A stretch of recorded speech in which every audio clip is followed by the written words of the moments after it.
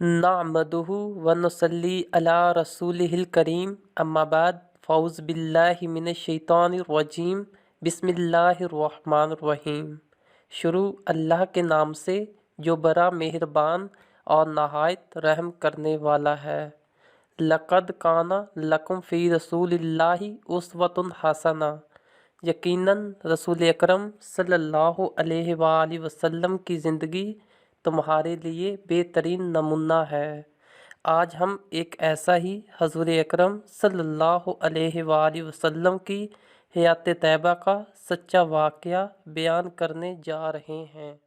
جیسا کہ حضرت عمر بن جموح پاؤں سے لنگڑے تھے، ان کے 4 بیٹے تھے جو اکثر حضور اکرم صلی اللہ علیہ وآلہ وسلم کی خدمت میں بھی حاضر ہوتے اور لڑائیوں میں شرکت بھی کرتے تھے۔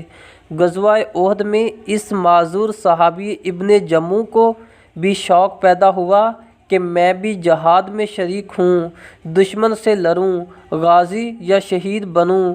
گھر والوں نے خصوصاً بیوی نے سمجھایا کہ تم معذور ہو، لنگڑے پن کی وجہ سے چلنا دشوار ہے، دشمن سے جنگ تمہارے لیے کیوں کر ممکن ہے۔ ابن جموح نے کہا، کیسی عجیب بات ہے، یہ کیسی عجیب بات ہے کہ میرے بیٹے تو جنت میں جائیں اور میں رہ جاؤں۔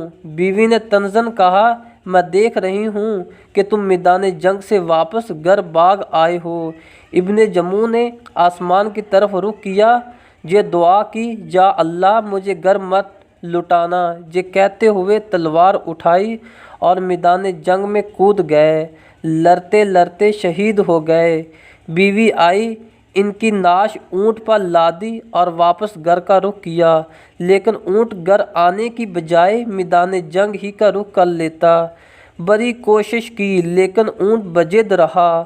عورت نے حضور اکرم صلی اللہ علیہ وآلہ وسلم سے اس امر کی شکایت کی کہ اونٹ میرے شہید خاوند کو واپس گھر لانے سے انکاری ہے۔ حضور اکرم صلی اللہ علیہ وآلہ وسلم نے پوچھا، کیا شہید نے آخر میں کوئی بات کی تھی؟